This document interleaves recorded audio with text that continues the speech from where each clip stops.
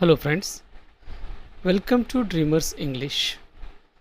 So friends, ಇವತ್ತು ನಾವು Indian English literature ಬಗ್ಗೆ ತಿಳ್ಕೊಂಡು ಹೋಗೋಣ.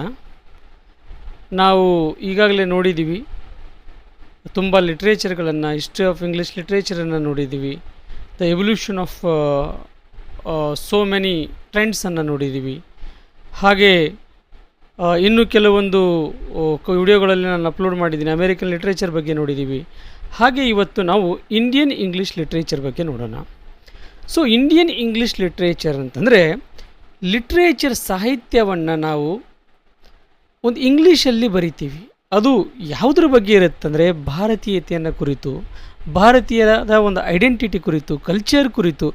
ಈ ರೀತಿಯ ಒಂದು ಐಡೆಂಟಿಟಿ, ಕಲ್ಚರ್ ಮತ್ತು ಭಾರತದ ಒಂದು ವಿವಿಧತೆ ಮತ್ತು ಭಾರತದ ಒಂದು ಪ್ರಾಮುಖ್ಯತೆಯನ್ನು ನಾವು ಒಂದು ಸ್ಟೋರಿ ಮೂಲಕ, ಒಂದು ನಾವೆಲ್ಗಳ ಮೂಲಕ, ಇಲ್ಲ ಡ್ರಾಮಾದ ಮೂಲಕ ನಾವು ಇಂಗ್ಲೀಷ್ನಲ್ಲಿ, ಒರಿಜಿನಲ್ ಆಗಿ ಇಂಗ್ಲೀಷ್ನಲ್ಲಿ ಬರೆಯೋದಕ್ಕೆ ನಾವು ಇಂಡಿಯನ್ ಇಂಗ್ಲೀಷ್ ಲಿಟ್ರೇಚರ್ ಅಂತ ಕರಿತೇವೆ.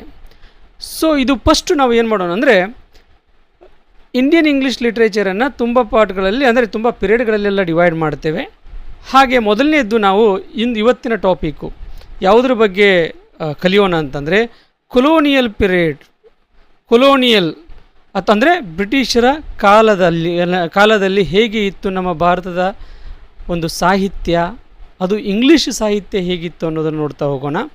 ಇದನ್ನು ನಾವು ಪ್ರೀ ಇಂಡಿಪೆಂಡೆನ್ಸ್ ಪಿರಿಯಡ್ ಅಂತಲೂ ಕರಿತೇವೆ. ಇದು ಪ್ರಾರಂಭ ಆಗೋದು 1850 ಹಿಡ್ಕೊಂಡು 1947, ಅಂದರೆ ಭಾರತ ಸ್ವತಂತ್ರ ಸಿಗುವವರೆಗೇನು ಆ ಕಾಲ ಇದೆಯಲ್ಲ, ಆ ಕಾಲಕ್ಕೆ ನಾವು colonial R free independence period ಅಂತ ಕರಿತೇವೆ. ಈಗ ಹಾಗೆ ನೋಡ್ತಾ ಹೋಗೋಣ. ನಾನು ಆಲ್ರೆಡಿ ಹೇಳಿದ್ದೀನಿ, ಈ ಒಂದು ಇಂಡಿಯನ್ ಇಂಗ್ಲೀಷ್ ಲಿಟ್ರೇಚರನ್ನು ನಾವು ಒಂದು ತುಂಬ ಕಾಲ, ಅಂದರೆ ಪಿರಿಯಡ್ಗಳಲ್ಲಿ ಡಿವೈಡ್ ಮಾಡ್ತಾ ಹೋಗ್ತೇವೆ.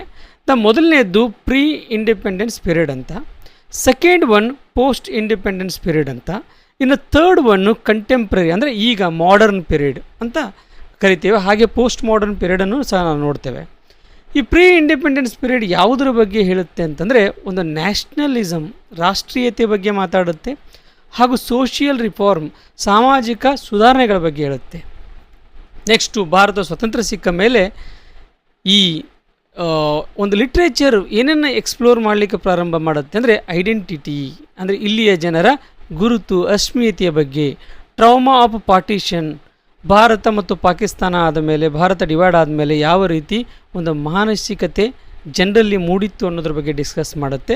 ಹಾಗೆ ಇಂದಿನ, ಅಂದರೆ ಕಂಟೆಂಪ್ರರಿ ಲಿಟ್ರೇಚರು ಯಾವುದ್ರ ಬಗ್ಗೆ ಹೇಳ್ತಾ ಹೋಗುತ್ತಂದರೆ, ಒಂದು ಇಂಡಿಯನ್ ಡಯಾಸ್ಪೋರಾ ಅಂತಂದರೆ ಭಾರತದ ಜನರು ಎಲ್ಲ ಇಡೀ ಪ್ರಪಂಚದಲ್ಲಿ ಸ್ಪ್ರೆಡ್ ಆಗಿದ್ದಾರೆ, ಎಲ್ಲ ಕಡೆ ಇದ್ದಾರೆ, ಅವರು ತಮ್ಮ ಕುರಿತು ಬರೀತಾರೆ. ಆ ಪುಸ್ತಕಗಳು ತುಂಬ ರೈಟರ್ಗಳನ್ನೆಲ್ಲ ನೋಡ್ಬೋದು, ಇಂಡಿಯನ್ ಡಯಾಸ್ಪೋರಾ ಅಂತ.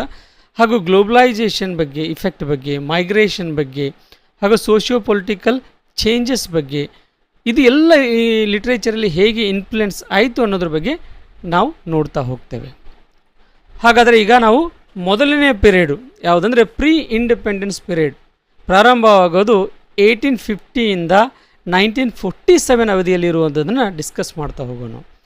So before that we can see the historical background. ಏನಿತ್ತು ಭಾರತದ ಈ ಒಂದು ಇಂಡಿಯನ್ ಇಂಗ್ಲೀಷ್ ಲಿಟ್ರೇಚರ್ ಪ್ರಾರಂಭವಾಗುವುದಕ್ಕಿಂತ ಮೊದಲು ಮತ್ತು ಪ್ರಾರಂಭವಾದಾಗ ಯಾವ ಒಂದು ಬ್ಯಾಕ್ಗ್ರೌಂಡ್ ಅದಕ್ಕಿತ್ತು, ಅದನ್ನು ಹೇಗೆ ಸವಾಲುಗಳು ಇತ್ತು, ಅದನ್ನು ಹೇಗೆ ಮೀರಿ ಕೆಲವೊಂದು ರೈಟರ್ಸ್ಗಳು ತಮ್ಮ ಒಂದು ದೇಶದ ಬಗ್ಗೆ, ಒಂದು ರಾಷ್ಟ್ರೀಯತೆಯ ಬಗ್ಗೆ, ಹಾಗೂ ಸಮಾಜದಲ್ಲಿ ನಡೀತಕ್ಕಂಥ ದಬ್ಬಾಳಿಕೆಯ ಬಗ್ಗೆ ಮತ್ತು ಸುಧಾರಣೆಗಳ ಬಗ್ಗೆ ಎಲ್ಲ ಹೇಳ್ತಾ ಹೋಗ್ತಾರೆ ತಮ್ಮ ಕೃತಿಗಳ ಮೂಲಕ.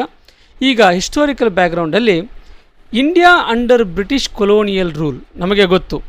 ಬ್ರಿಟಿಷ್ ಕೊಲೋನಿಯಲ್ ರೂಲ್ ಅಂದರೆ ಬ್ರಿಟಿಷರು ಯಾವಾಗ ತಮ್ಮ ಒಂದು ವಸಾಹತುಶಾಹಿಯನ್ನು ಮತ್ತು ತಮ್ಮ ಪವರನ್ನು ಭಾರತದಲ್ಲಿ ಎಸ್ಟ್ಯಾಬ್ಲಿಷ್ ಮಾಡ್ತಾರಂದರೆ 1757. ನಾವು ಇತಿಹಾಸದ ಓದಿದರೆ ಗೊತ್ತಾಗುತ್ತೆ, ಅಲ್ಲಿ ಪ್ಲಾಸಿ ಕದನ ಆಗುತ್ತೆ. ಆ ಪ್ಲಾಸಿ ಕದನ ಆದ ಮೇಲೆ ಬ್ರಿಟಿಷರು ತಮ್ಮ ಒಂದು ಗೌರ್ಮೆಂಟ್ ಒಂದು ಪವರನ್ನು ಚಲಾಯಿಸೋಕ್ಕೆ ಪ್ರಾರಂಭಿಸ್ತಾರೆ. ಅದು ಸುಮಾರು 1947ವರೆಗೂ ಕಂಟಿನ್ಯೂ ಆಗುತ್ತೆ. ಭಾರತ ಸ್ವತಂತ್ರ ಹೊಂದುವವರೆಗೂ ಅದು ಕಂಟಿನ್ಯೂ ಆಗ್ತಾ ಇರುತ್ತೆ.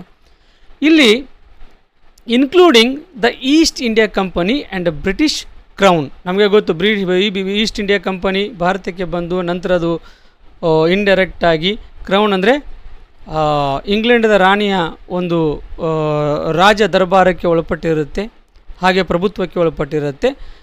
ಇದು ಆಮೇಲೆ ಮೊದಲು ಏನಂತಂದರೆ ಬರೀ ಈಸ್ಟ್ ಇಂಡಿಯಾ ಕಂಪನಿ ಇರುತ್ತೆ, ಅದನ್ನು ನಾವು ಇತಿಹಾಸದಲ್ಲಿ ಓದಿದ್ದೀವಿ. ಆಮೇಲೆ 1858 ನಂತರ ಇದು direct rule of British queen Elizabeth, ಅವಾಗ ಯಾರಂದರೆ ಕ್ವೀನ್ ವಿಕ್ಟೋರಿಯಾನ ಅಂಡರ್ದಲ್ಲಿ ಇದು ಬರುತ್ತೆ ಭಾರತ ಅಂತ. ಸೊ ಇಲ್ಲಿ British policies affected education, law and administration, ಇಕನಾಮಿ and culture. ಈ ರೀತಿಯ ಒಂದು ಬ್ರಿಟಿಷರ ಪಾವರು ನಮ್ಮ ಭಾರತದಲ್ಲಿ ತುಂಬ ಬದಲಾವಣೆಗಳನ್ನು ಮಾಡುತ್ತೆ ಹಾಗೂ ಇಂಪ್ಯಾಕ್ಟ್ಗಳು ಆಗುತ್ತೆ. ಏನೇನೆಂದರೆ ಒಂದು ಎಜುಕೇಷನ್ ದಲ್ಲಿ ಬದಲಾವಣೆ ಆಗುತ್ತೆ, ಯಾಕಂದರೆ ಅವರೇ ಕಾನೂನುಗಳನ್ನು ಮಾಡಬೇಕಾಗಿರುತ್ತೆ. ಹಾಗೆ ಅಡ್ಮಿನಿಸ್ಟ್ರೇಷನ್ ಇಂಪ್ಯಾಕ್ಟ್ಗಳು ಆಗ್ತವೆ, ಎಕನಾಮಿ ಆ್ಯಂಡ್ ಕಲ್ಚರ್ಗಳು ಎಲ್ಲ ಇಂಪ್ಯಾಕ್ಟ್ಗಳು ಆಗ್ತಾ ಹೋಗ್ತವೆ. ಹಾಗೆ ಇಂಟ್ರೊಡಕ್ಷನ್ ಆಫ್ ವೆಸ್ಟರ್ನ್ ಎಜುಕೇಷನ್, ಯಾವಾಗ ಪಾಶ್ಚಾತ್ಯ ಎಜುಕೇಷನನ್ನು ಭಾರತದಲ್ಲಿ ಪ್ರಾರಂಭಿಸ್ತಾರೋ, ಹಾಗೆ ರೈಲ್ವೇಸ್ಗಳು, ಟೆಲಿಗ್ರಾಫ್ಸು ಆ್ಯಂಡ್ ಪ್ರಿಂಟಿಂಗ್ ಪ್ರೆಸ್ಸು, ಈ ರೀತಿ ತುಂಬ ಇವಲ್ಯೂಷನ್ಸ್ ಎಲ್ಲ ಭಾರತದಲ್ಲಿ ಬದಲಾವಣೆ ಆಗಲಿಕ್ಕೆ ಪ್ರಾರಂಭ ಆಗುತ್ತೆ. ಹಾಗೆ ಸೋಷಿಯಲ್ ರಿಫಾರ್ಮ್ಸ್ಗಳೆಲ್ಲ ನಡೀತವೆ ಭಾರತದಲ್ಲಿ ಆ ಬ್ರಿಟಿಷರ ರೂಲಲ್ಲಿ. ಅಬಾಲಿಷನ್ ಆಫ್ ಸತಿ ಪದ್ಧತಿಯನ್ನು ತೆಗೆದುಹಾಕ್ತಾರೆ. ಪ್ರಮೋಷನ್ ಆಫ್ ವಿಡೋಮ ಮ್ಯಾರೇಜ್, ರೀಮ್ಯಾರೇಜಿಗೆ ಅಂದರೆ ವಿಧವೆಯ ಪುನರ್ವಿವಾಹಗಳನ್ನು ಮಾಡ್ತಾರೆ. ಹಾಗೆ ವುಮೆನ್ಸ್ ಎಜುಕೇಷನ್ ಬಗ್ಗೆ ಲಾಗಳೆಲ್ಲ ಆಗುತ್ತೆ, ಅದಕ್ಕೆ ಪ್ರೇರಣೆಗಳೆಲ್ಲ ನಡೆಯುತ್ತೆ. ಇದರ ಜೊತೆನೇ ಇಂಗ್ಲೀಷ್ ಎಜುಕೇಟೆಡ್ ಇಂಡಿಯನ್ಸ್ ಹೂ ಬಿಕೇಮ್ ರೈಟರ್ಸ್. ಇಲ್ಲಿ ಬ್ರಿಟಿಷರ ಶಿಕ್ಷಣವನ್ನು ಪಡ್ಕೊಂಡು ಆಮೇಲೆ ತಮ್ಮ ಒಂದು ರೈಟಿಂಗನ್ನು ಇಂಗ್ಲೀಷ್ನಲ್ಲಿ ಬರೀಲಿಕ್ಕೆ ಪ್ರಾರಂಭ ಮಾಡ್ತಾರೆ. ಈ ಪ್ರಾರಂಭದಲ್ಲಿ ತುಂಬ ರೈಟರ್ಸ್ಗಳನ್ನು ನಾವು ಕಾಣ್ತೇವೆ. ಅವರು ಅವರು ಯಾವ್ಯಾವ ವಿಷಯಗಳ ಬಗ್ಗೆ, ಬರೀ ರೈಟರ್ಸ್ಗಳೇ ಮಾತ್ರ ಅಲ್ಲ, ಸೋಷಿಯಲ್ ರಿಫಾರ್ಮರ್ಸರು ಬರ್ತಾರೆ. ರಾಜಾರಾಮ್ ಮೋಹನ್ ರಾಯ್ ಅಂತ ಸುಧಾರಕರು ಬರ್ತಾರೆ. ಇಲ್ಲಿ ನ್ಯಾಷನಲಿಸ್ಟು, ತುಂಬ ಗ್ರೇಟ್ ನ್ಯಾಷನಲ್ ಲೀಡರ್ಸ್ ಎಲ್ಲ ಬರ್ತಾರೆ. ಇವರ ಒಂದು ಏನಂದರೆ ಮೀಡಿಯಮ್ ಆಫ್ ಇನ್ಸ್ಟ್ರಕ್ಷನ್ ಅಂದರೆ ಕಲಿಕೆ ಯಾವುದಾಗಿರುತ್ತೆ ಅಂದರೆ ಇಂಗ್ಲೀಷ್ ಆಗಿರುತ್ತೆ. ಸೊ ಇದರ ಪ್ರಭಾವದಿಂದ ಏನಾಗುತ್ತೆ ಅಂದರೆ ತುಂಬ ರೈಟಿಂಗ್ಸ್ಗಳನ್ನು ಇಂಗ್ಲೀಷ್ನಲ್ಲೇ ಬರಲಿಕ್ಕೆ ಪ್ರಾರಂಭಿಸ್ತಾರೆ. ಇಲ್ಲಿಂದ ಇಂಗ್ಲೀಷು ಅದು ಇಂಡಿಯನ್ ಇಂಗ್ಲೀಷ್ ಆಗಿ ಪರಿವರ್ತನೆಗೊಂಡು ಒಂದು ಹೊಸ ಸಾಹಿತ್ಯವು ಪ್ರಾರಂಭ ಆಗುತ್ತೆ ಭಾರತದಲ್ಲಿ. ಈಗ ಹಾಗೆ ಎಜುಕೇಷನ್ನ ಪ್ರಭಾವ ಇಂಗ್ಲೀಷ್ ಎಜುಕೇಷನ್. ಸೊ ಇಲ್ಲಿ ಏನಾಗುತ್ತಂದರೆ ಭಾರತದಲ್ಲಿ ಈ ಇಂಗ್ಲೀಷ್ ಎಜುಕೇಷನನ್ನು ಇಂಟ್ರಡ್ಯೂಸ್ ಮಾಡಬೇಕನ್ನೋ ಒಂದು ವಾದ ನಡೆಯುತ್ತೆ. ಎಲ್ಲಿ? ಇಂಗ್ಲೆಂಡಲ್ಲಿ. ಯಾಕಂದರೆ ಭಾರತೀಯರನ್ನು ಭಾರತದ ಸಂಸ್ಕೃತಿಯನ್ನು ಇಂಡೈರೆಕ್ಟಾಗಿ ಒಂದು ಇಂಗ್ಲೀಷ್ ಅಂದರೆ ವೆಸ್ಟರ್ನ್ ಪ್ರಭಾವಕ್ಕೊಳಪಟ್ಟ ಸಂಸ್ಕೃತಿಯನ್ನಾಗಿ ಮಾಡುವ ಅವರ ಒಂದು ಏನಂದರೆ ಈ ಅಭಿಲಾಷೆ ಇರುತ್ತೆ. ಹಾಗೆ ಅವರಿಗೆ ಏನಂತಂದರೆ ಈ ಕ್ಲರ್ಕ್ ಸಿಸ್ಟಮನ್ನು ಕ್ರಿಯೇಟ್ ಮಾಡಬೇಕು ಅಂತ, ಅಂದರೆ ಗುಮಾಸ್ತರನ್ನ ಕ್ರಿಯೇಟ್ ಮಾಡಬೇಕನ್ನೋ ಒಂದು ಉದ್ದೇಶದಿಂದಾಗಿ ತುಂಬ ಕಾರಣಗಳಿಂದಾಗಿ ಭಾರತದಲ್ಲಿ ಇಂಗ್ಲೀಷ್ ಎಜುಕೇಷನನ್ನು ಇಂಟ್ರಡ್ಯೂಸ್ ಮಾಡ್ತಾರೆ. ಇದು ಹೇಗೆ ಇಂಟ್ರಡ್ಯೂಸ್ ಆಗುತ್ತೆ ಅಂದರೆ ಮೆಕಾಲೆ ಅಂತ ಬರ್ತಾನೆ, ನಮಗೆಲ್ಲ ಗೊತ್ತು. ಮೆಕಾಲೆ ಏನು ಮಾಡ್ತಾನಂತಂದರೆ ಒಂದು ಮಿನಿಟ್ಸ್ ಅಂತ ಒಂದು ಪುಸ್ತಕ, ಒಂದು ಕೃತಿಯನ್ನು 1835 ಬರೀತಾನೆ. ಇದರಲ್ಲಿ ಏನು ವಿಷಯ ಇರುತ್ತೆ ಅಂದರೆ ಟು ಕ್ರಿಯೇಟ್ ಎ ಕ್ಲಾಸ್, ಭಾರತದಲ್ಲಿ ವರ್ಗವನ್ನು ಸೃಷ್ಟಿ ಮಾಡಬೇಕು. Indian in blood and colour but English in a taste, opinions, morals and intellectuals. ಅಂದರೆ ಭಾರತೀಯತೆ ಅನ್ನೋದು ಅವರ ರಕ್ತದಲ್ಲಿದೆ, ಅವರ ಬಣ್ಣದಲ್ಲೂ ಇದೆ. ಆದರೆ ನಾವು ಏನು ಮಾಡಬೇಕಂದ್ರೆ ಬ್ರಿಟಿಷರು ಅವರ ಒಂದು ಟೇಸ್ಟ್ ಇದೆಯಲ್ಲ ಅದನ್ನು ಇಂಗ್ಲೀಷ್ ಟೇಸ್ಟನ್ನಾಗಿ ಪರಿವರ್ತಿಸಬೇಕು. ಅವರ ಒಪಿನಿಯನ್ಸ್ಗಳನ್ನು ಇಂಗ್ಲೀಷ್ ಆಗಿ ಪರಿವರ್ತಿಸಬೇಕು. ಹಾಗೆ ಮೋರಲ್ಸ್ಗಳನ್ನು ಮತ್ತು ಇಂಟೆಲೆಕ್ಚುವಲ್ ಬೌದ್ಧಿಕ ಸಾಮರ್ಥ್ಯವನ್ನು ಸಹ ಇಂಗ್ಲೀಷರ ಥರ ಥಿಂಕ್ ಮಾಡೋ ಹಾಗೆ ಮಾಡಬೇಕು ಅನ್ನೋ ಉದ್ದೇಶದಿಂದ ಇಂಗ್ಲೀಷನ್ನು ಒಂದು ಎಜುಕೇಷನಲ್ಲಿ ಇಂಟ್ರಡ್ಯೂಸ್ ಮಾಡ್ತಾರೆ. ಇದರಿಂದ ಏನು ಪ್ರಭಾವ ಆಗುತ್ತೆ ಅಂದರೆ ಎಕ್ಸೆಸ್ ಟು ವೆಸ್ಟರ್ನ್ ಲಿಟ್ರರಿ ಫಾರ್ಮ್ಸ್ಗಳು.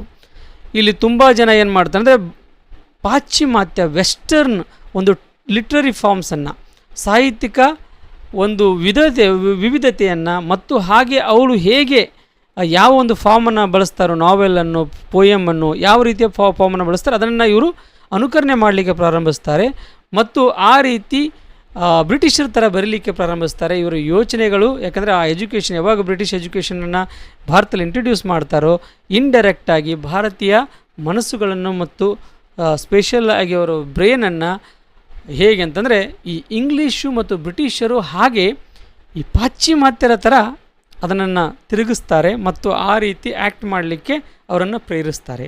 ಇಲ್ಲಿ ಫಿಲಾಸಫಿಗಳನ್ನು ತಿಳ್ಕೊಳ್ತಾರೆ ಇಂಗ್ಲೀಷ್ ಎಜುಕೇಷನ್ದಿಂದ. ಹಾಗೆ English became a medium of literature ಆಗುತ್ತೆ, ರಿಫಾರ್ಮ್ ಆಗುತ್ತೆ ಮತ್ತು ನ್ಯಾಷನಲಿಸಮನ್ನು ಆಗಿಬಿಡುತ್ತೆ. ರಾಷ್ಟ್ರೀಯತೆ ಅಂದರೆ ಅದು ಮೀಡಿಯಮ್ ಆಫ್ ಇನ್ಸ್ಟ್ರಕ್ಷನ್. ಅಲ್ಲಿಂದ ತುಂಬ ವಿಷಯಗಳನ್ನು ಕಲಿತಾರೆ. ಅಂದರೆ ಬ್ರಿಟಿಷರಿಂದ ನಾವು ತುಂಬ ಒಳ್ಳೆಯದನ್ನು ಕಲ್ತಿದ್ದೀವಿ ಎಜುಕೇಷನಲ್ಲಿ. ಲೈಕ್ ಇದು ಯಾವುದಂದರೆ ಈ ರೀಮ್ಯಾರೇಜ್, ವಿಡೋ ರೀಮ್ಯಾರೇಜ್ ಆಗಿರ್ಬೋದು, ಈ ಒಂದು ಕ್ಲಾಸ್ ಸಿಸ್ಟಮ್, ಎಸ್ಪೆಷಲಿ ಈ ದಲಿತ ಮತ್ತು ಕ್ಯಾಸ್ಟ್ ಸಿಸ್ಟಮದ ಬಗ್ಗೆ ಹೋರಾಟ ಮಾಡೋದನ್ನು ಕಲ್ತಿರ್ಬೋದು. ಒಂದು ನ್ಯಾಷನಲಿಸ್ಟಿಕ್ ಸ್ಪಿರಿಟು ನಮಗೆ ಆ ಒಂದು ಇಂಗ್ಲೀಷಿನ ಎಜುಕೇಷನಿಂದ ನಾವು ಯುರೋಪಿಯನ್ ಎಜುಕೇಷನ್ಗಳನ್ನು ಓದ್ತೇವೆ ಮತ್ತು ಬೇರೆ ಬೇರೆ ದೇಶಗಳೇ ಆದಂತಹ ರೆವಲ್ಯೂಷನ್ಗಳನ್ನು ನೋಡ್ತೇವೆ. ಇದರಿಂದೆಲ್ಲ ಇನ್ಸ್ಪೈರ್ ಆಗಿ ನಾವು ಬ್ರಿಟಿಷರ ವಿರುದ್ಧ ಹೋರಾಟ ಮಾಡಿ ಬ್ರಿಟಿಷರನ್ನ ಇಲ್ಲಿಂದ ಏನಂದರೆ ಅವರನ್ನು ಓಡಿಸ್ತೇವೆ. ಇದೆಲ್ಲ ನಾವು ನೋಡಿದ್ದೀವಿ. ಸೊ ಇದರಿಂದ ಒಳ್ಳೆಯದು ಇದೆ, ಕೆಲವೊಂದು ಪ್ರಭಾವಗಳು ಈ ರೀತಿಯೆಲ್ಲ ನಮ್ಮ ಮೇಲೆ ಆಗ್ತಾ ಹೋಗುತ್ತೆ.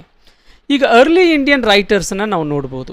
ಮೊದಲು ಕೆಲವೊಂದು ಇಂಡಿಯನ್ ರೈಟರ್ಸ್ ಬರ್ತಾರೆ, ಯಾರು ಮೊದಲು ಇಂಗ್ಲೀಷಲ್ಲಿ ತಮ್ಮ ಬರವಣಿಗೆಯನ್ನು ಪ್ರಾರಂಭಿಸ್ತಾರೆ ಮತ್ತು ಭಾರತೀಯ ಸಂಸ್ಕೃತಿಯನ್ನು, ಭಾರತೀಯ ಒಂದು ತನವನ್ನು ಇಂಗ್ಲೀಷಿನ ರೂಪದಲ್ಲಿ ಇಡೀ ಪ್ರಪಂಚಕ್ಕೆ ಅದನ್ನು ಸ್ಪ್ರೆಡ್ ಮಾಡ್ತಾ ಹೋಗ್ತಾರೆ. ಸೊ ಅಂಥ ಗ್ರೇಟೆಸ್ಟ್ ರೈಟರ್ಗಳು ಯಾರ್ಯಾರಂತಂದರೆ ಹೆನ್ರಿ ಲೂಯಿಸ್ ಡೆರೋಜಿಯೋ ಅಂತ ಬರ್ತಾರೆ, ತೋರು ದತ್ ಬರ್ತಾರೆ, ರವೀಂದ್ರನಾಥ್ ಟ್ಯಾಗೋರ್ ಇಸ್ ದೇರ್, ಸರೋಜಿನಿ ನಾಯ್ಡು ಇದ್ದಾರೆ. ಹಾಗೆ ಈ ಮುಲ್ಕ್ ರಾಜ್ ಆನಂದ್, ರಾಜಾರಾವ್ ಆರ್ ಕೆ ನಾರಾಯಣ್ ಇವರು ಬರ್ತಾರೆ. ಆದರೆ ಇವರು ಪೋಸ್ಟ್ ಇಂಡಿಯನ್ ಅಂದರೆ ಎಸ್ಪೆಷಲಿ ಈ ಪೋಸ್ಟ್ ಇಂಡಿಪೆಂಡೆನ್ಸ್ ಪೀರಿಯಡಲ್ಲೂ ಬರ್ತಾರೆ. ಅವರು ಹುಟ್ಟಿದ್ದು ಪ್ರೀ ಇಂಡಿಪೆಂಡೆನ್ಸ್ದಲ್ಲೇ ಆಗಿ ಕೆಲವೊಂದು ಚಿಕ್ಕದನ್ನು ಬರೆದ್ರು. ಅವರು ತುಂಬ ಫೇಮಸ್ ಆಗಿದ್ದು ಅಂದರೆ ಈ 3 ಜನ ಈ ಪೋಸ್ಟ್ ಇಂಡಿಪೆಂಡೆಂಟ್ ಮೂಮೆಂಟಿಂದ ತುಂಬ ಪಾಪ್ಯುಲರ್ ಆಗ್ತಾರೆ. ಹಾಗೆ ತುಂಬ ರೈಟರ್ಗಳನ್ನೆಲ್ಲ ನೋಡ್ತೇವೆ ಈ ಪೀರಿಯಡಲ್ಲಿ. ನಾವು ನೋಡುವಂಥ ರೈಟರ್ಸು ಡೆರೋಜಿಯೋ ಇರ್ಬೋದು, ತೋರುದತ್ ಇರ್ಬೋದು, ರವೀಂದ್ರನಾಥ್ ಟ್ಯಾಗೋರ್ ಇರ್ಬೋದು, ಸರೋಜಿನಿ ನಾಯ್ಡು ಅವರು ಇರ್ಬೋದು, ಹಾಗೂ ಅರವಿಂದೋ ಘೋಷ್ ಇರ್ಬೋದು. ಇಲ್ಲಿ ಈ ಪೀರಿಯಡಲ್ಲಿ ಏನನ್ನು ಹೆಚ್ಚು ಎಂಪ್ಯಾಸೈಸ್ ಮಾಡಲಾಗುತ್ತೆ ಅಂದರೆ, ಏನನ್ನು ಹೆಚ್ಚು ಒತ್ತುಕೊಳ್ಳಾಗುತ್ತೆ ಅಂದರೆ, ಒಂದು ನ್ಯಾಷನಲಿಸಮ್, ರಾಷ್ಟ್ರೀಯತೆಯ ಬಗ್ಗೆ ಮತ್ತು ಸೋಷಿಯಲ್ ರಿಫಾರ್ಮ್, ಸಾಮಾಜಿಕ ಸುಧಾರಣೆಗಳಿಗೆ ಹಾಗೂ ಕಲ್ಚರಲ್ ಐಡೆಂಟಿಟಿಗೆ. ಅಂದರೆ ನಾನು ಯಾರು, ನಾನು ಯಾಕೆ ನನ್ನ ಭಾರತದ ವಿಷಯಗಳನ್ನು ಪ್ರಪಂಚಕ್ಕೆ ತಿಳಿಸ್ಬೇಕು, ಒಂದು ಇಂಗ್ಲೀಷಿನ ಮೀಡಿಯಮ್ ಆಫ್ ಇನ್ಸ್ಟ್ರಕ್ಷನ್ ಮಾಡಿಕೊಂಡು ಅದನ್ನು ಎಲ್ಲರಿಗೂ ಹೇಳಬೇಕು ಅನ್ನೋ ಒಂದು ಅವೇರ್ನೆಸ್ಸು, ಅವೇಕನಿಂಗ್ ಮೂಮೆಂಟ್ ಅವರಲ್ಲಿ ಬರುತ್ತೆ. ಈಗ ಗ್ರೇಟೆಸ್ಟ್ ರೈಟರ್ನ ಒಬ್ಬೊಬ್ಬರನ್ನಾಗಿ ನೋಡ್ತಾ ಹೋಗೋಣ. ಇಲ್ಲಿ ಮೊದಲನೇದಾಗಿ ಹೆನ್ರಿ ಲೂಯಿಸ್ ವಿವಿಯನ್ ಡೆರೋಜಿಯೋ ಅಂತ. ಇವರು 1809ಇಂದ 1831ವರೆಗೆ ಇವರ ಪೀರಿಯಡ್ ಆಗಿರುತ್ತೆ ಒಬ್ಬ ಆ್ಯಸ್ ಅ ರೈಟರ್. ಇವರು ಕಲ್ಕತ್ತಾದಲ್ಲಿ ಹುಡ್ತಾರೆ, born in Calcutta. But he's a family, ಇವ್ರು ಏನಂತಂದರೆ ಪೋರ್ಚುಗೀಸು ಮತ್ತು Indian parents. So is mother and father, mother may be from India and father may be from Portuguese ಇರೋದ್ರಿಂದ ಈ ಪೋರ್ಚುಗೀಸ್ ಇಂಡಿಯನ್ ಪೇರೆಂಟ್ಸ್ ಇರ್ತಾರೆ. ಇವರು ಹಿ ಸ್ಟಡಿಡ್ ಇನ್ ಹಿಂದೂ ಕಾಲೇಜಲ್ಲಿ ಸ್ಟಡಿ ಮಾಡ್ತಾರೆ. But he became the leader of a Bengal, young Bengal ಮೂಮೆಂಟದ leader ಆಗ್ತಾರೆ. ಹಾಗೆ at the age of 21 ಇವರು ತೀರಿ ಹೋಗ್ತಾರೆ. ಇವರ ಇಂಪಾರ್ಟೆಂಟ್ ವರ್ಕ್ಸ್ಗಳು, the major works of Henry Louis Vivian Derozio ಯಾವುದಂದರೆ ದ ಹಾರ್ಪ್ ಆಫ್ ಇಂಡಿಯಾ ಅಂತ ಇದೊಂದು ಪೋಯಮ್ಮು. ಹಾಗೆ to India my native land, very famous poem. The fakir of Jahangir ಅಂತ, ದ ಫಕೀರ್ ಆಫ್ ಜಹಾಂಗೀರ್, ಇದು ಒಂದು ನ್ಯಾರೇಟಿವ್ ಪೋಯಮ್ಮು. ಹಾಗೆ song of the Hindustani minstrel, this is also a poem. The fakir of Jahangir and other poems ಅಂತ ಮತ್ತೆ ಒಂದು ಕಲೆಕ್ಷನ್ ಆಫ್ ಪೋಯಮ್ಸನ್ನು ಬರೀತಾರೆ. So ಇವರು ಒಂದು ಇಂಪಾರ್ಟೆಂಟ್ ಥೀಮ್ ಏನಾಗಿರುತ್ತೆ ಅಂತಂದರೆ ಹೆನ್ರಿ ಲೂಯಿಸ್ ವಿವಿಯನ್ ಡೆರೋಜಿಯೋರ್ದು ದ ಯೂತ್ಫುಲ್ ರೆಬಲಿಯನ್. ಒಬ್ಬ ಆ ಯೂತ್ ಹೇಗೆ ರೆಬಲ್ ಮಾಡ್ತಾನೆ, ಏನು ರೆಬಲಿಯನ್ ವಿಚಾರಗಳು ಇರುತ್ತೆ, ನ್ಯಾಷನಲಿಸಮ್ ರಾಷ್ಟ್ರೀಯತೆ ಬಗ್ಗೆ ಇರುತ್ತೆ, ಪ್ಯಾಟ್ರಿಯಾಟಿಸಮ್ ರಾಷ್ಟ್ರಭಕ್ತಿ ಬಗ್ಗೆ ಇರುತ್ತೆ, ಹಾಗೂ ನಾನೀಗ ಅದೇ ನ್ಯಾಷನಲಿಸಮ್ ಅಂದರೆ ರಾಷ್ಟ್ರೀಯತೆ ಬಗ್ಗೆನೂ ತುಂಬ ಈ ರೀತಿಯ ಒಂದು ವಿಚಾರಗಳನ್ನಿಟ್ಕೊಂಡು ತಮ್ಮ ಕೃತಿಗಳಲ್ಲಿ, ತಮ್ಮ ಪೋಯಮ್ಗಳಲ್ಲಿ, ತಮ್ಮ ಒಂದು ಶಾರ್ಟ್ ಸ್ಟೋರಿಗಳಲ್ಲಿ ಅವರು ಬರಿತಾ ಹೋಗ್ತಾರೆ.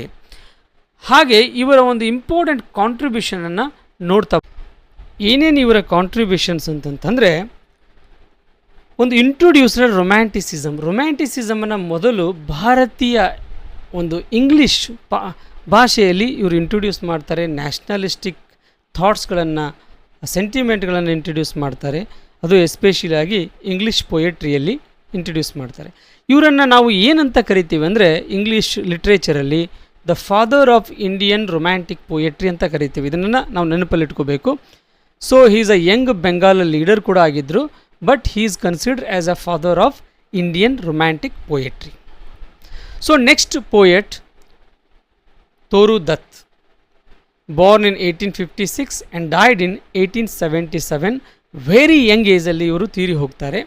ಬಟ್ ಇವರು ತುಂಬ ಕಾಲವನ್ನು ಫ್ರಾನ್ಸಲ್ಲಿ ಕಳೀತಾರೆ. ಇವರು ತುಂಬ ಕೃತಿಗಳನ್ನು ಏನಂದರೆ ಈ ಫ್ರೆಂಚಲ್ಲೂ ಮತ್ತು ಇಂಗ್ಲೀಷಲ್ಲೂ ಬರೀತಾರೆ.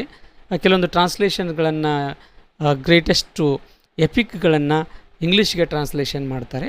ಸೊ ಇವರು ಹುಟ್ಟಿದ್ದು ಕೋಲ್ಕತ್ತಾದಲ್ಲಿ. ಹಾಗೆ ಸ್ಟಡೀಡ್ ಇನ್ ಇಂಗ್ಲೀಷಲ್ಲಿ ಸ್ಟಡಿ ಮಾಡ್ತಾರೆ. ಹಾಗೆ ಫ್ರೆಂಚು, ಬೆಂಗಾಲಿ ಲಿಟ್ರೇಚರ್ ಬಗ್ಗೆನೂ ಸ್ಟಡಿ ಮಾಡ್ತಾರೆ. ಫ್ರೆಂಚನ್ನು ಇವರಿಗೆ ತುಂಬ ಚೆನ್ನಾಗಿ ಬರೆಯೋದು ಮತ್ತು ಓದೋದು ಗೊತ್ತಾಗಿರುತ್ತೆ. ತುಂಬ ಕೆಲವೊಂದು ಕೃತಿಗಳನ್ನು ಇವರು ಫ್ರೆಂಚಲ್ಲಿ ಬರೀತಾರೆ. ಸೊ ಇವರು she was influenced by what ಅಂತಂದರೆ ಯುರೋಪಿಯನ್ ಆ್ಯಂಡ್ ಇಂಡಿಯನ್ ಕಲ್ಚರ್, ಈ ಎರಡೂ ಕಲ್ಚರನ್ನು ಅವರು ಪ್ರಭಾವಿತಗೊಂಡಿರ್ತಾರೆ ಅದರಿಂದ. And she died at the age of 21. Her major works, important works ಯಾವ್ಯಾವ ಅಂತಂದರೆ a sheep gleaned in a French fields ಅಂತ, ಇದೊಂದು ಪೊಯೆಟ್ರಿ 1876 ಬರೀಲಾಗುತ್ತೆ. ಹಾಗೆ ancient ballads and legends of Hindustan, very famous poem. And ಇದು ಪೋಸ್ತುಮಸ್, ಅಂದರೆ ಇವರು ತೀರಿ ಹೋದ ಮೇಲೆ ಅದು ಪಬ್ಲಿಷ್ ಆಗುತ್ತೆ 1882. ಹಾಗೆ ಬಿಯಾಂಕಾ ಇದನ್ನು ನಾವು ದ ಯಂಗ್ ಸ್ಪ್ಯಾನಿಷ್ ಮೇಡನ್ ಅಂತ ಕರಿತೀವಿ. ದಿಸ್ ಈಸ್ ಅ ನಾವೆಲ್, ಇದು ಅವರ ಫೇಮಸ್ ಕಾದಂಬರಿ. ಬಟ್ ಇದು ಅನ್ಫಿನಿಶ್ಡ್, ಇದನ್ನು ಪೂರ್ತಿಗೊಳಿಸೋಕ್ಕಾಗಲ್ಲ. And even she translated the Shakuntala. It was written like this. Shakuntala play by Kalidasa ಅವರ ಒಂದು ಶಕುಂತಲ ಪ್ಲೇಯನ್ನು ಇವರು ಟ್ರಾನ್ಸ್ಲೇಷನ್ ಮಾಡ್ತಾರೆ. ಹಾಗೆ ಮೇಘದೂತವನ್ನು ಸಹ ಟ್ರಾನ್ಸ್ಲೇಷನ್ ಮಾಡ್ತಾರೆ. ಇವರ ಇಂಪಾರ್ಟೆಂಟ್ ಈ ಪೋಯಮು ಮತ್ತು ಒಂದು ನಾವೆಲ್ಗಳನ್ನು ನಾವು ನೋಡಿದ್ದೀವಿ. ಇವರ ಇಂಪಾರ್ಟೆಂಟ್ ಥೀಮ್ಗಳು ಏನು ಅಂದರೆ, ವಿಷಯಗಳು ಏನಂದರೆ ನೇಚರ್ ಬಗ್ಗೆ ಬರೀತಾರೆ, ಇಂಡಿಯನ್ ಮಿತ್, ಭಾರತೀಯ ಒಂದು ಈ ಎಪಿಕ್ ಕೈಂಡ್ ಆಫ್ ಮಿತ್ಗಳ ಬಗ್ಗೆ ಬರೀತಾರೆ. ಕಲ್ಚರಲ್ ಹೈಬ್ರಿಡಿಟಿ ಅಂದರೆ ತಾವು ಹುಟ್ಟಿದ್ದು ಭಾರತದಲ್ಲಿ, ಬೆಳೆದಿದ್ದು ಫ್ರಾನ್ಸಲ್ಲಿ, ಇಂಗ್ಲೀಷ್ ಬಗ್ಗೆ ಸ್ಟಡಿ ಮಾಡಿದ್ದು, ಈ ರೀತಿ ಒಂದು ಹೈಬ್ರಿಡ್ ಒಂದು ಕಲ್ಚರ್ ಬಗ್ಗೆ ಅವರ ಒಂದು ಪೋಯಮ್ಗಳಲ್ಲಿ ನಾವು ನೋಡ್ಬೋದು. ಕೊಲೋನಿಯಲ್ ಇನ್ಫ್ಲುಯೆನ್ಸ್ ಬಗ್ಗೆನೂ ನೋಡ್ಬೋದು.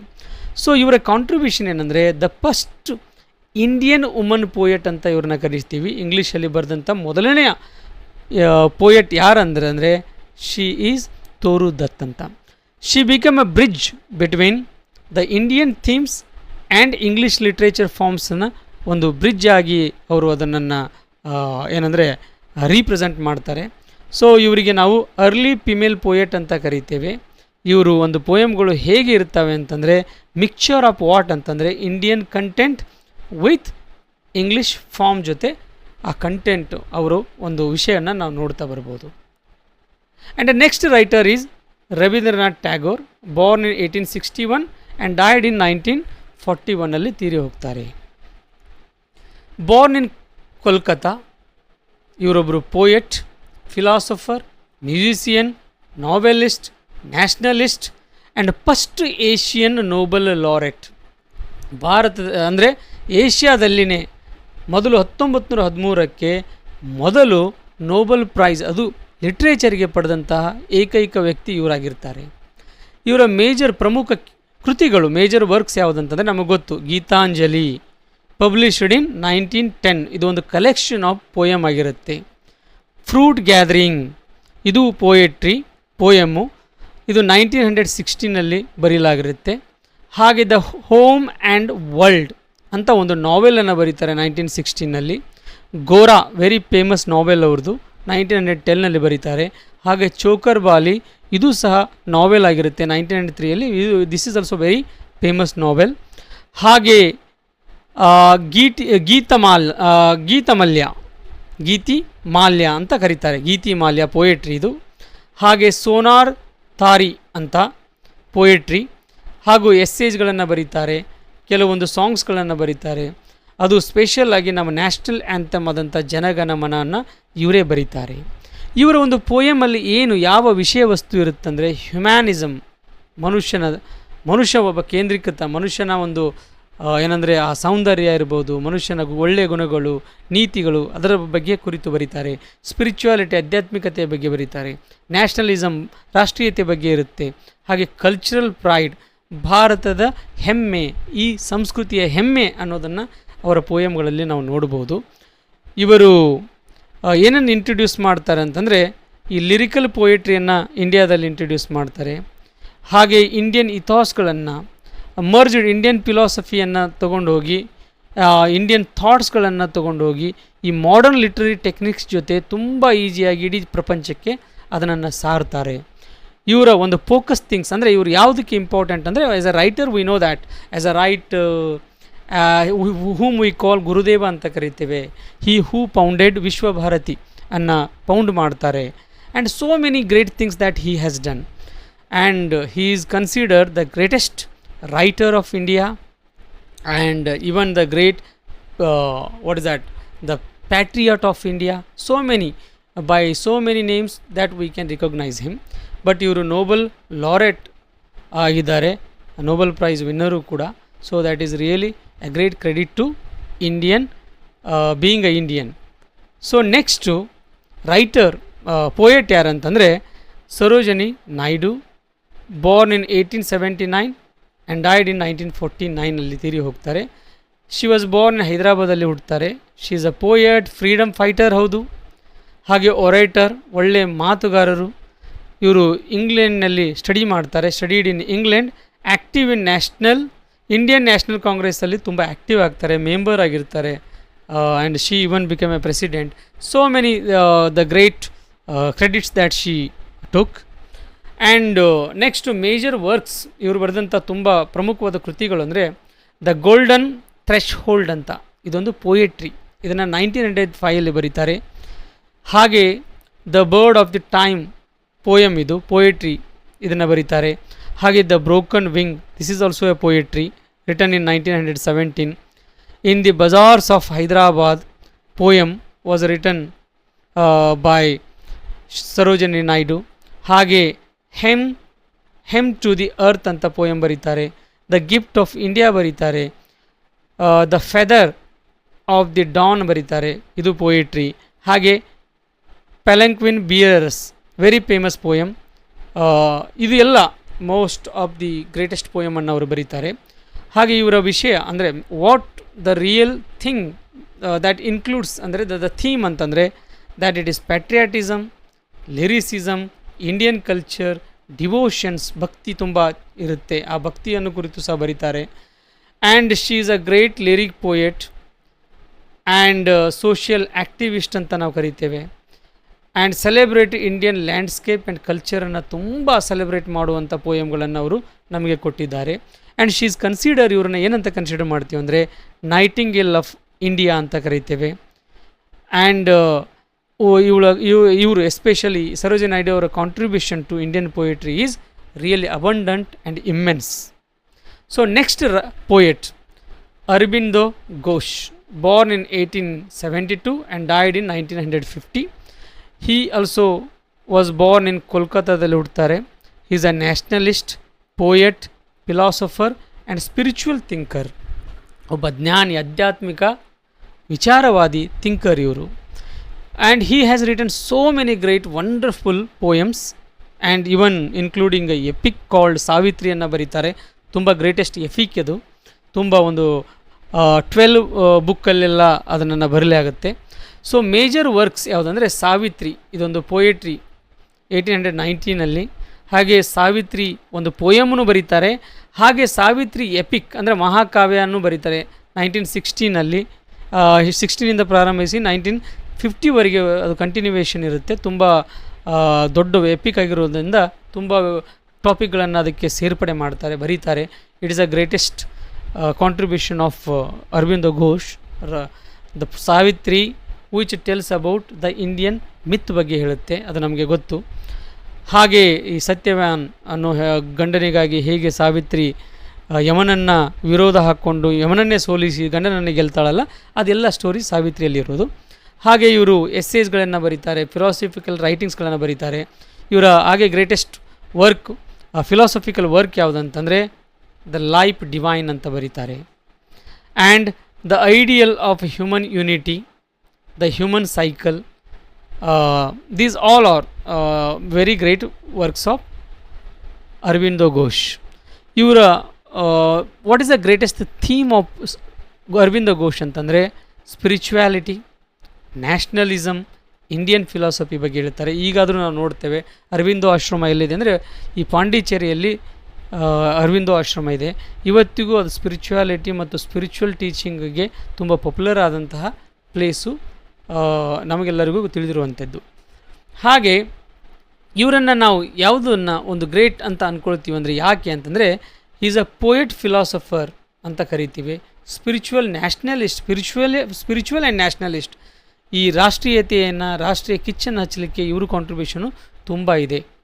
ಸೊ ಹಾಗೆ ನೆಕ್ಸ್ಟು ಬಂಕಿಮ್ ಚಂದ್ರ ಚಟ್ಟೋಪಾಧ್ಯಾಯ್. ಈಗಾಗಲೇ ನಾವು ನೋಡ್ತಾ ಇದ್ದೀವಿ, ತುಂಬ ಪಾಪ್ಯುಲರ್ ಆದಂತಹ ವ್ಯಕ್ತಿಯೂ ಕೂಡ.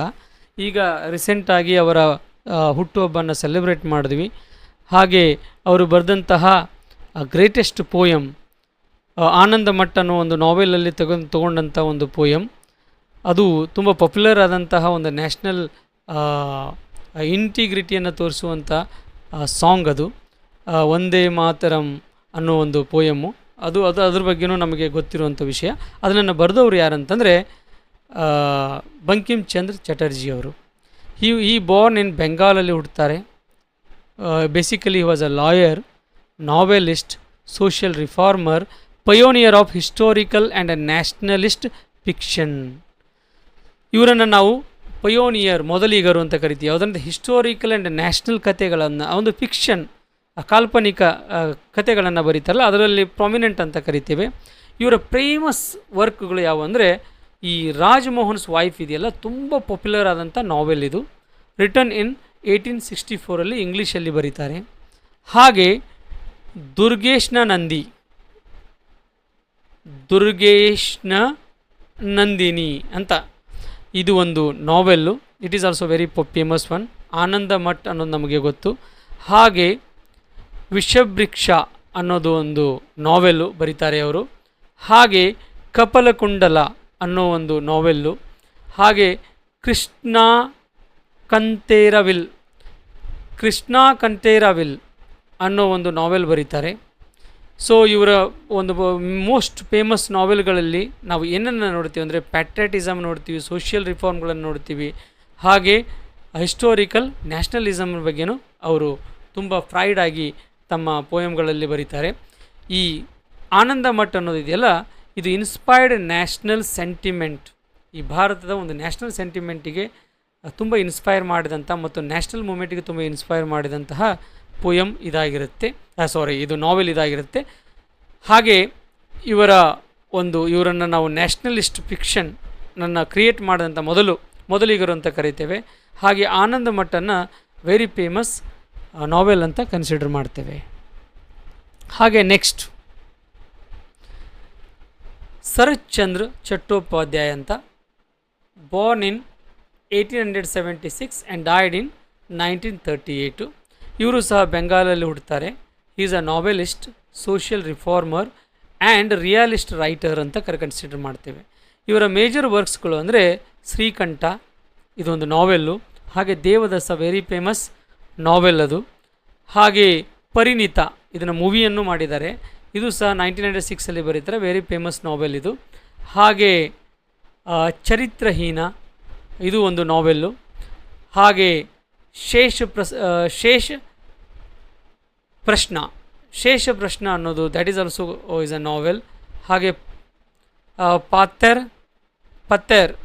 ದಾವಿ ಅಂತ, ಇವೆಲ್ಲ ಬೆಂಗಾಲಿ ವರ್ಡ್ಗಳು. ಇವು ಕೆಲವೊಂದು ಪ್ರೊನೌನ್ಸಿಯೇಷನ್ಗಳು ಮೋಸ್ಟ್ಲಿ ಮ್ಯಾಚ್ ಆಗಲಿಕ್ಕಿಲ್ಲ, ಯಾಕಂದರೆ ಬೆಂಗಾಲಿ ಇರೋದ್ರಿಂದ.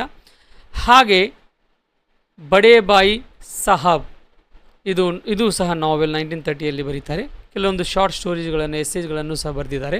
ಇವರ ಇಂಪಾರ್ಟೆಂಟ್ ಥೀಮ್ಗಳು ಯಾವುದ್ರ ಬಗ್ಗೆ ಅಂದರೆ ಸೋಷಿಯಲ್ ರಿಯಲಿಸಮ್ ಬಗ್ಗೆ, ಹ್ಯೂಮನ್ ರಿಲೇಷನ್ಶಿಪ್ ಬಗ್ಗೆ, ಹಾಗೆ ಮೋರಲ್ ಡೈಲಾಮಾಸ್ ಬಗ್ಗೆ, ಮಿಡ್ಲ್ ಕ್ಲಾಸ್ ಲೈಫ್ ಬಗ್ಗೆ ಎಲ್ಲ ಬರೀತಾರೆ. ಸೊ ಸೋಷಿಯಲ್ ರಿಯಾಲಿಸಮ್ ಇವರ ಒಂದು ಇಂಪಾರ್ಟೆಂಟ್. ಸೋಷಿಯಲ್ ರಿಯಲಿಸಮ್ ಅಂದರೆ ಸಮಾಜದಲ್ಲಿ ಇರುವಂಥ ಒಂದು ಕಟುತ್ವವನ್ನು ಅವರು ತಮ್ಮ ಏನಂದರೆ ಈ ಕೃತಿಗಳಲ್ಲಿ ತುಂಬ ನೇರವಾಗಿ ಹೇಳ್ತಾರೆ. ಹಾಗೆ ಪೋರ್ಟ್ರೇಯಲ್ ಆಫ್ ವುಮನ್ ಬಗ್ಗೆ ಹೇಳ್ತಾರೆ, ವುಮನ್ನ ಮಹಿಳೆಯರ ಒಂದು ನೈಜ ಚಿತ್ರವನ್ನು ನೀಡ್ತಾರೆ. ಹಾಗೆ ಮಿಡ್ಲ್ ಕ್ಲಾಸ್ ಲೈಫ್ ಬಗ್ಗೆ ಮಾತಾಡ್ತಾರೆ. ಸೊ ಇಷ್ಟು ಈ ಪ್ರೀ ಇಂಡಿಪೆಂಡೆನ್ಸ್ ರೈಟರು ಮತ್ತು ಪ್ರೀ ಇಂಡಿಪೆಂಡೆನ್ಸ್ ಪೀರಿಯಡು. ಇದರಲ್ಲಿ ಕೆಲವೊಂದು ಇಂಪಾರ್ಟೆಂಟ್ ಥಿಂಗನ್ನು ನಾನು ಹೇಳಿದ್ದೀನಿ. ಸೊ ಇದನ್ನು ತುಂಬ ಎಕ್ಸಾಮ್ಗಳಲ್ಲಿ ಮತ್ತೆ ತುಂಬ ಸಾರಿ ಕೇಳಿದ್ದಾರೆ. ಕೆಲವೊಂದು ಪಾಯಿಂಟ್ಗಳನ್ನು ನಾನು ಇಲ್ಲಿ ಬರೆದಿದ್ದೀನಿ. Father of Indian romantic poetry ಅಂತ ಏನಾದರೂ ಬಂದರೆ ನಾವು Derozio, Henry Louis Vivian Derozio ಅಂತ ಹೇಳಬೇಕು. ಹಾಗೆ ನೈಟಿಂಗೇಲ್ ಆಫ್ ಇಂಡಿಯಾ ಅಂದರೆ ಸರೋಜಿನಿ ನಾಯ್ಡು ಅವರು. First Asian Nobel laureate Rabindranath Tagore ಅವರು. ಹಾಗೆ ಫಸ್ಟ್ ಇಂಡಿಯನ್ ವುಮನ್ ಪೋಯೆಟ್ ಯಾರಂತಂದರೆ ತೋರು ದತ್ ಅವರು. ಹಾಗೆ ಈ ಆನಂದ ಮಠ್ ಬರೆದವರು ಯಾರಂದರೆ ಬಂಕಿಮ್ ಚಂದ್ರ ಚಟರ್ಜಿ ಅವರು. ಸೊ ಇದಾದ ನಂತರ ತುಂಬ ಥೀಮ್ಸ್ಗಳನ್ನು ನಾವು ಇದರಲ್ಲಿ ನೋಡ್ತೇವೆ. ನ್ಯಾಷನಲಿಸಮನ್ನು ನೋಡಿದ್ದೀವಿ, ಸೋಷಿಯಲ್ ರಿಫಾರ್ಮು, ಕ್ಯಾಸ್ಟ್ ಇಶ್ಯೂಸ್ ಬಗ್ಗೆ ಎಲ್ಲ ತಮ್ಮ ಪೋಯಮ್ಗಳ ಮೂಲಕ ಮತ್ತು ನಾವೆಲ್ಗಳ ಮೂಲಕ ಮತ್ತು ಇತರ ಎಸ್ಸೆ ಮತ್ತು ಶಾರ್ಟ್ ಸ್ಟೋರಿಗಳಲ್ಲಿ ಎಲ್ಲ ಎಕ್ಸ್ಪ್ರೆಸ್ ಮಾಡ್ತಾರೆ. ರೊಮ್ಯಾಂಟಿಸಿಸಮನ್ನು ನಾವು ಥೀಮನ್ನು ನೋಡ್ಬೋದು. ಲಿರಿಕಲ್ ಪೋಯೆಟ್ರಿ, ಇಂಡಿಯನ್ ಮಿತ್ ಬಗ್ಗೆ, ಗಾಂಧಿಯನ್ ಐಡಿಯಲ್ಸ್ ಬಗ್ಗೆನೂ ನಾವು ಕೆಲವೊಂದು ರೈಟರ್ಗಳು ಗಾಂಧಿಯನ್ ಐಡಿಯಲ್ಸ್ ಬಗ್ಗೆ ಹೈಲೈಟ್ ಮಾಡ್ತಾರೆ. ಮಿಡ್ಲ್ ಕ್ಲಾಸು, ಇದು ಎಲ್ಲನೂ ನಾವು ಇದರಲ್ಲಿ ತಿಳ್ಕೊಳ್ತೇವೆ. ಸೊ ಇದು ತುಂಬ ಇಂಪಾರ್ಟೆಂಟ್ ಆಗಿರುವಂಥ ಏಜ್ ಕೂಡ. ಇಂಥ ಎಲ್ಲ ಇದನ್ನು ನೀವು ತಿಳ್ಕೊಂಡು ಹೋದರೆ ದ ಬೇಸಿಕಲ್ಲಿ ಬ್ಯಾಕ್ಗ್ರೌಂಡನ್ನು, ಹಿಸ್ಟೋರಿಕಲ್ ಬ್ಯಾಕ್ಗ್ರೌಂಡು ಮತ್ತು ರೈಟರ್ಗಳನ್ನು ತಿಳ್ಕೊಂಡು ಹೋದರೆ ನಿಮ್ಮ ಯು ಜಿ, ಪಿ ಜಿ ಮತ್ತು ನೆಟ್ಟು ಸೆಟ್ಟು ಪ್ರಿಪ್ರೇಷನ್ಗೆ ತುಂಬ ಹೆಲ್ಪ್ ಆಗುತ್ತೆ. So friend, if you like this video, like it, subscribe it and share it. So again I will meet with one more video. Thank you.